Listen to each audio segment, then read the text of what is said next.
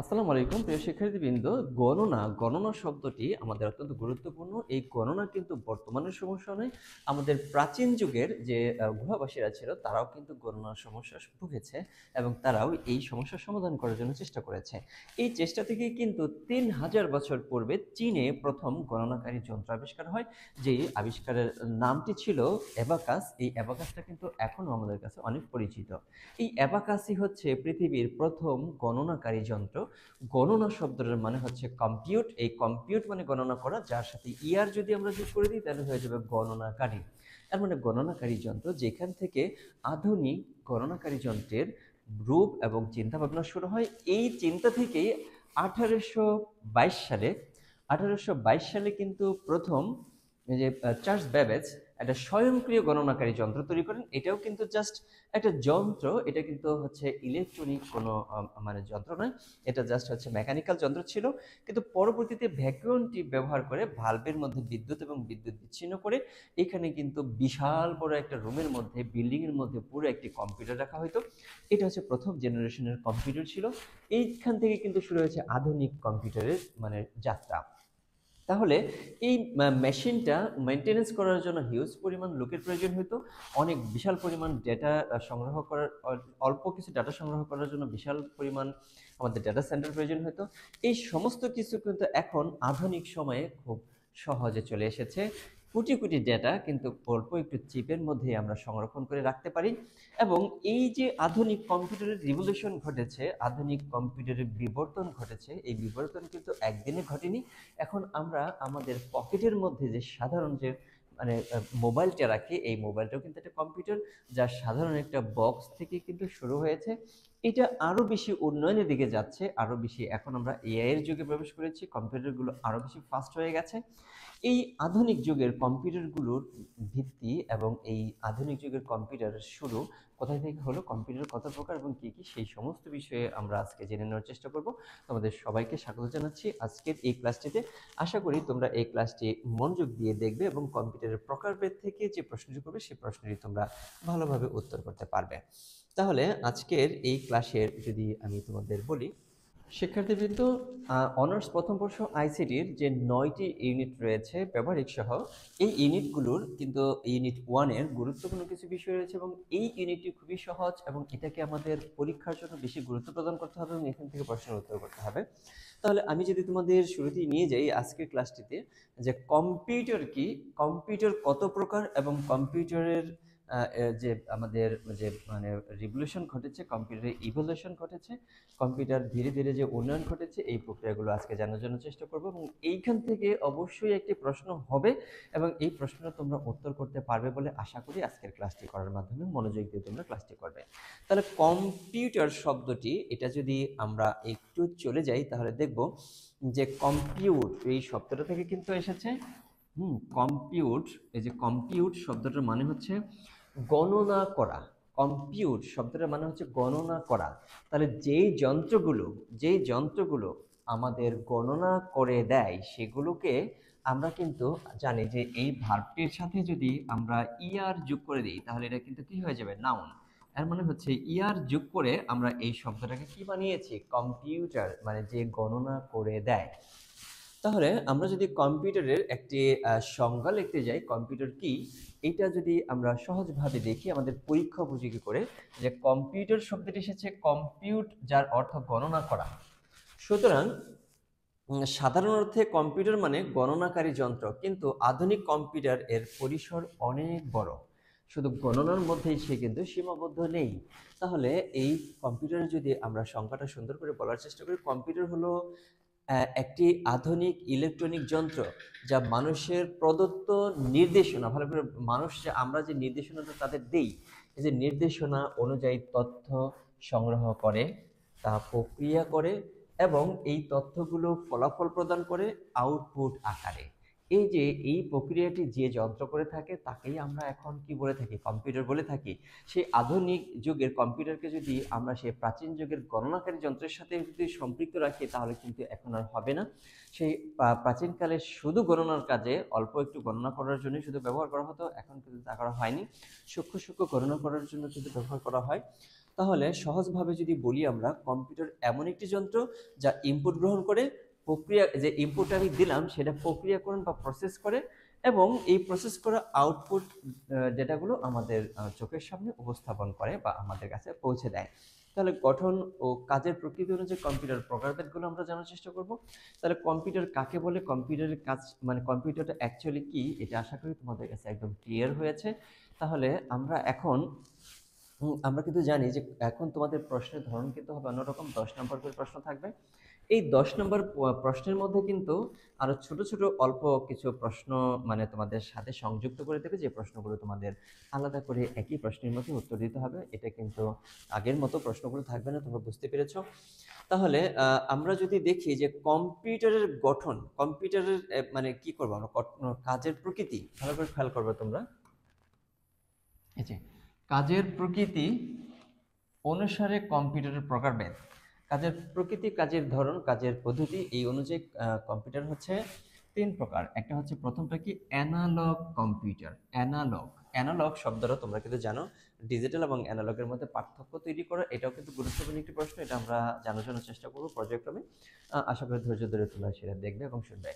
তাহলে analog computer হলো এমন একটি কম্পিউটার যা ক্রমাগত পরিবর্তনশীল তথ্য নিয়ে কাজ করে এবং ফলাফল প্রদর্শন করে পরিমাপ আকারে প্রদান করে। আচ্ছা, এটা কিভাবে ক্রমাগত পরিবর্তনশীল? ধরো হচ্ছে তুমি বাইক চালাচ্ছ অথবা তুমি ধরো হচ্ছে গাড়ি চালাচ্ছ, এখানে কিন্তু একটা কাঁটা ওঠে এবং নামে, তাহলে এটা পরিবর্তনশীল পরিস্থিতিতে এটা কি ডাটা ওঠানামা করে। ধরো তুমি গতি বাড়াচ্ছ, কাঁটাটা বাড়বে, গতি কমাচ্ছ, কাঁটাটা নেমে যাবে। এই যে এই বিষয়টা যে অ্যানালগ, এটা হচ্ছে অ্যানালগ। আমরা মোটর বাইকেও কিন্তু যারা চালায় তারা কিন্তু দেখে যে একটা কাঁটা গতি বাড়লে সেটা উপরের দিকে যায়, গতি কমলে সেটা নিচের দিকে যায়, এইটাই কিন্তু অ্যানালগ। এই যে গতি মাপার যে যন্ত্রটা, এটা কিন্তু অ্যানালগ একটা কম্পিউটার। তাহলে আশা করি বুঝতে পেরেছো। তাহলে অ্যানালগ কম্পিউটার কি? অ্যানালগ কম্পিউটার হলো এমন একটি কম্পিউটার, ভালোভাবে খেয়াল করবে, এটার জন্য ক্লাসের মধ্যে মুখস্থ হয়ে যায় এবং এই নোটগুলো তোমাদের গ্রুপগুলোতে এবং আমাদের লংবলের ওয়েবসাইটে থাকবে, এখান থেকে তোমরা সংগ্রহ করবে, যা ক্রমাগত পরিবর্তনশীল তথ্য নিয়ে কাজ করে। পরিবর্তনশীল কেমন?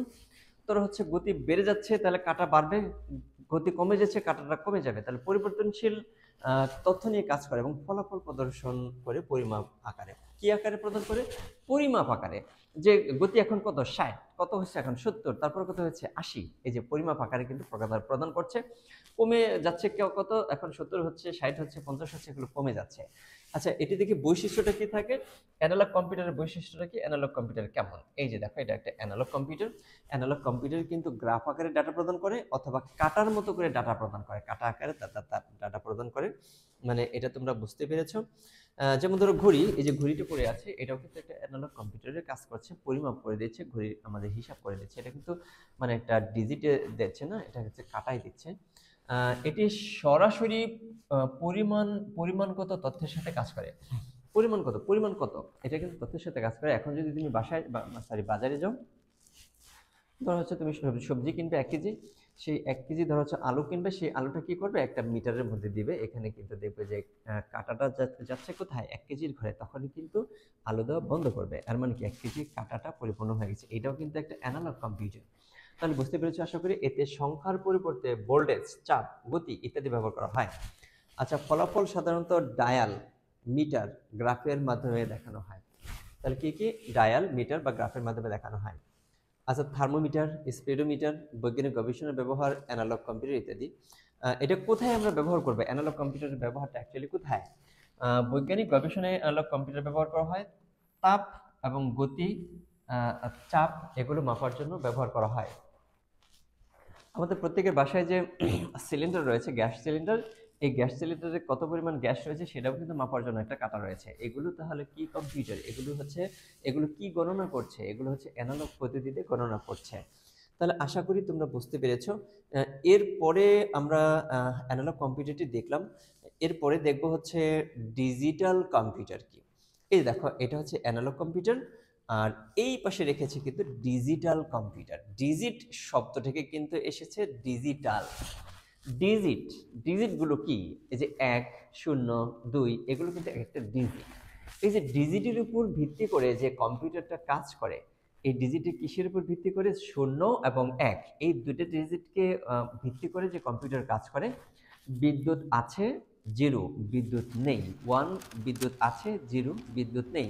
এই দুইটা প্রক্রিয়ার মাধ্যমে, বর্তনীর মাধ্যমে যে কাজটি সম্পন্ন করে থাকে সেটাই হচ্ছে ডিজিটাল কম্পিউটার। আচ্ছা, এখন আমরা যদি ডিজিটাল কম্পিউটার সম্পর্কে আরও একটি বিষয় জেনে নেওয়ার চেষ্টা করি। সংজ্ঞাটা কি দেব ডিজিটাল কম্পিউটারের? ভালো করে খেয়াল করবে তোমরা। ডিজিটাল কম্পিউটার হলো এমন কম্পিউটার যা বিচ্ছিন্ন, বিচ্ছিন্ন শব্দটা কিন্তু বলেছি, বিচ্ছিন্ন বা সংখ্যাগত তথ্য নিয়ে কাজ করে, সংখ্যাগত তথ্য নিয়ে কাজ করে। আর ফলাফল প্রদর্শন করে সংখ্যা বা টেক্সট আকারে, সংখ্যা আকারে প্রকাশ করতে পারে এবং টেক্সট আকারে, উভয়টা আকারে প্রকাশ করতে পারে। বৈশিষ্ট্য কি? এটা হচ্ছে জিরো, এটা হচ্ছে জিরো এবং ওয়ান, এই দুটি বাইনারি কোড ব্যবহার করে কাজ করে। তাহলে ডিজিটাল কম্পিউটারে দুইটা কি রয়েছে? ডিজিট, দুইটা ডিজিটে কিন্তু সে কাজ করে। ডিজিট জিরো, ডিজিট ওয়ান, এই দুইটা ডিজিট, ডিজিট মানে সংখ্যা। তথ্য প্রক্রিয়াকরণের যথেষ্ট নির্ভুলতা বজায় রাখে এবং নির্ভুলভাবে সে কাজ করতে পারে এবং এটা ভুলের পরিমাণ খুবই সামান্য। গাণিতিক, ব্যবসায়িক, প্রশাসনিক কাজের উপযোগী। আমি আমার প্রয়োজনে যেটা ব্যবহার করছি সেটাও কিন্তু ডিজিটাল কম্পিউটার। এখন আমাদের ছোট থেকে যা দেখি আমরা ব্যক্তিগতভাবে ব্যবহার করি, পার্সোনালি যেগুলো ব্যবহার করি সেগুলো কিন্তু সবই ডিজিটাল কম্পিউটার। আমাদের অ্যানালগ কম্পিউটারের পার্সোনালি ব্যবহার খুবই কম, যন্ত্রপাতি এবং বৈজ্ঞানিক গবেষণায় সেগুলো ব্যবহার করা হয়। আশা করি তোমরা বুঝতে পেরেছো যে ডিজিটাল কম্পিউটারটা কি। যেমন আমাদের টেবিলের সামনে যে ডেস্কটপ কম্পিউটারটা থাকে, আমাদের যে ল্যাপটপটা থাকে, আমাদের ট্যাব, স্মার্টফোন, ক্যালকুলেটর, ক্যালকুলেটর আবার কিভাবে ডিজিটাল। এখানে এক চাপলে এক ওঠে, দুই চাপলে দুই ওঠে। এখানে কি দেখতে পাচ্ছি আমরা? এখানে কিন্তু কাটা দেখতে পাচ্ছি না, যেরকম কাটা কিন্তু না, এখানে কি দেখতে পাচ্ছি? ডিজিট দেখতে পাচ্ছি। সুতরাং এটা হচ্ছে ডিজিটাল। বুঝতে পারছো? ডিজিট থেকেই কিন্তু এই যে ভালো করে একটা আমি আরেকটু দেখাচ্ছি তোমাদের। এই দেখো ডিজিট, ডিজিট শব্দটা, এই যে ডিজিট শব্দটা মানে হলো সংখ্যা, আর এটার সাথে এ এল যোগ করে এটাকে কিন্তু অ্যাডজেক্টিভ বানানো হয়েছে। সুতরাং এখন কি দাঁড়াচ্ছে? এখন দাঁড়াচ্ছে হচ্ছে ডিজিটাল, মানে সংখ্যাগত। তাহলে সংখ্যা তত্ত্বের উপর ভিত্তি করে যে কম্পিউটারটা কাজ করে সেটাই হচ্ছে ডিজিটাল কম্পিউটার। এখন আসি আমরা, এই যে দেখো এখানে কিন্তু এই যে অ্যানালগ কম্পিউটার এবং ডিজিটাল কম্পিউটার, এই দুইটাকে সমন্বয় করেই তৈরি হয়েছে হাইব্রিড কম্পিউটার। হাইব্রিড, অ্যানালগ এবং ডিজিটাল এই দুইটাকে সমন্বয় করে হয়েছে কি? Hybrid computer. এখন তোমাদের এখানে কিন্তু গুরুত্বপূর্ণ একটি প্রশ্ন রয়েছে, সেটা হচ্ছে ডিজিটাল এবং অ্যানালগ কম্পিউটারের মধ্যে পার্থক্য কি? এটা কিন্তু অত্যন্ত গুরুত্বপূর্ণ একটি প্রশ্ন তোমাদের পরীক্ষার জন্য। তোমরা আশা করি এই প্রশ্নটি আমাদের লঙ্গল থেকে নিয়ে মুখস্থ করে ফেলবে এবং এটাকে ভালো করে বুঝে মুখস্থ করবে যাতে তোমাদের মাথায় থাকে। তাহলে হাইব্রিড শব্দটা মানে কি? হাইব্রিড উভয় টাইপের গুণাবলী সম্পন্ন যে যন্ত্রটি থাকবে সেই যন্ত্রকে আমরা হাইব্রিড বলি। এখন হচ্ছে হাইব্রিডটা আমরা যদি দেখি, হাইব্রিড কম্পিউটার হলো এমন একটি কম্পিউটার যেখানে অ্যানালগ তো বুঝতে পেরেছো, অ্যানালগ ও ডিজিটাল কম্পিউটারের বৈশিষ্ট্য সমন্বয় রয়েছে। তথ্যগুলো সে অ্যানালগ আকারে গ্রহণ করে এবং সে ডেটাগুলোকে ডিজিটাল আকারে প্রদান করে। এটা হচ্ছে কি হবে? Hybrid computer. বৈশিষ্ট্য কি দেখবো আমরা? অ্যানালগ কম্পিউটার, ডিজিটাল কম্পিউটার দুইটা বৈশিষ্ট্যই কিন্তু হাইব্রিড কম্পিউটারের মধ্যে থাকবে।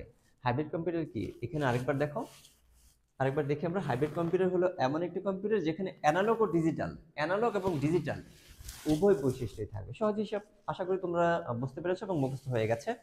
বৈশিষ্ট্য: অ্যানালগ অংশ দ্রুত তথ্য পরিমাপ করে, ডিজিটাল অংশ তা বিশ্লেষণ করে। অ্যানালগ পরিমাপ করে, ডিজিটাল অংশে সেটা কি করে? বিশ্লেষণ করে। আমি বুঝিয়ে দিচ্ছি এটা কিভাবে কাজ করে।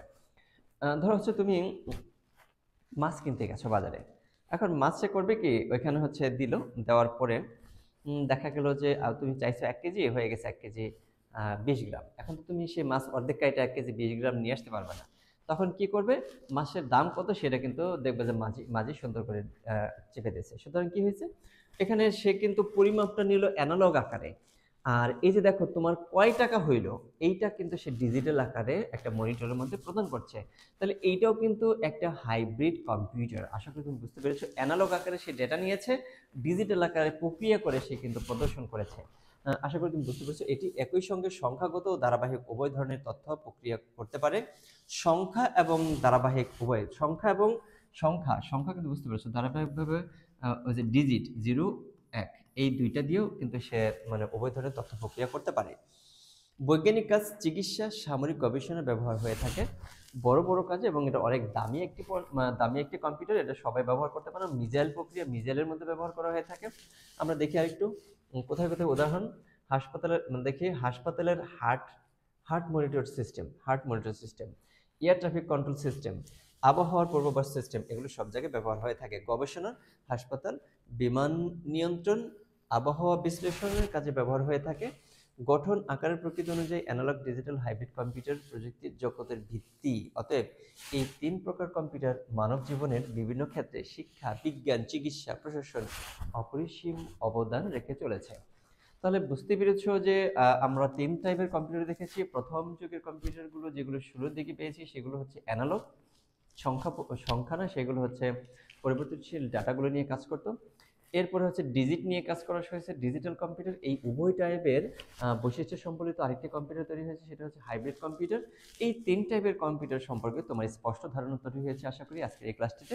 এবং পরবর্তীতে কিন্তু আমরা আরেক টাইপের কম্পিউটার দেখব, সেটা হচ্ছে আকার, আয়তন, কার্যকারিতা অনুযায়ী কম্পিউটারের প্রকারভেদ। এগুলো কিন্তু আমরা নাম শুনেছি: super computer, mainframe computer, mini computer, micro computer.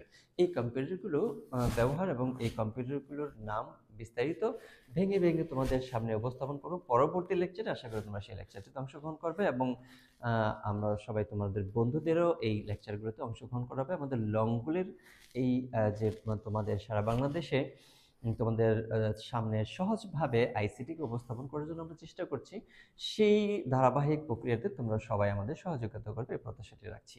ধন্যবাদ সবাইকে আজকে লেকচারটি দেখার জন্য।